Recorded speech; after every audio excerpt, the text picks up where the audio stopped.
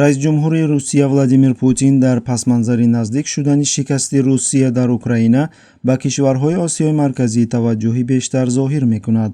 Масалан, Путин президенти навбунёди Туркманистон Сердар Бердимуҳаммадовро бо ордени дӯстӣ сарфароз гардонид. Қарори дахлдор дар портали расмии иттилооти ҳуқуқӣ нашр шудааст. Дар матни санад гуфта мешавад, ки Бердимуҳаммадов гӯё барои саҳми бузург дар таҳкими шарикии стратегӣ байни Федератсияи Русия ва Туркманистон сарфароз гардонида шудааст. Türkmenistan'ın prezidentinin vazifesine girişmek Сердар Бердимуҳаммадов писари раис ҷумҳури пешини Туркманистон, ки 15 сол дар кишвар ҳукмронӣ кардааст, дар натиҷаи интихоботи пеш аз муҳлат дар рӯзи 12 март бар асоси маълумоти расмӣ 72,97% овозро ба даст оварда ба сари қудрат омад. Дар ҳамин ҳол гуфта нашудааст, ки Бердимуҳаммадови хурд дар тӯли камтар аз 2 моҳ чӣ гуна саҳм гузаронида тавонистааст.